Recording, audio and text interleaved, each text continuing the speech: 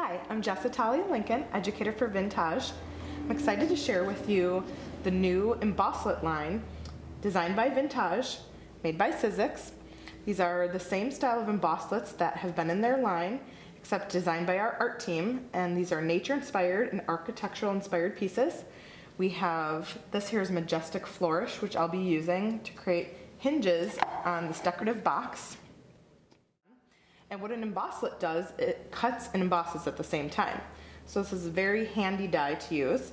And it has a hinge, and what you're gonna do is always remember to keep the raised side, if you want an embossed look, and you place that on the back of your paper or the art foil.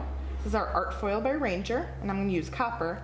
And what I'm gonna do is you place that on the back side, so that would be the white side of the foil. So I'm gonna go ahead and just start with a corner. This is a new 6x6 sheet, so it hasn't been used yet. And I'm just gonna pick a corner and go ahead and place that right along the edge. I'm gonna use the Vintaj BIGkick.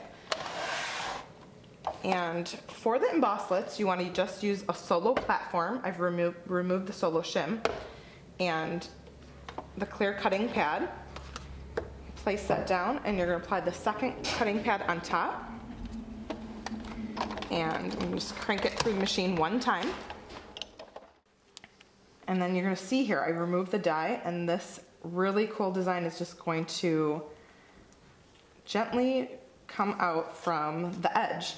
So this cut and emboss that majestic flourish all in one. Super cool. Now to really make that detail and design pop, I'm gonna use the Vintaj patinas by Ranger. And these are opaque inks. They are permanent and they're dry fasting ink. They're great to work with on surfaces like metal and the art foil. You could use it on many different surfaces. So I'm gonna start with a small amount of verdigris and jade. A little bit more verdigris here. I'm gonna blend these two colors together to create like a weathered copper or aged copper look on this art foil. And I always have a paper towel handy when doing this technique. I'm working in small sections, so I'm applying the patina to a small section, and then I'm going to use a paper towel to wipe away from the raised areas. So I just want it to keep the color in the background of this design. And the great thing about the art foil is it's a really thin, flexible material. So to create the hinge on the box, the corners, I'm simply removing this backing. It's just a white backing that you peel away.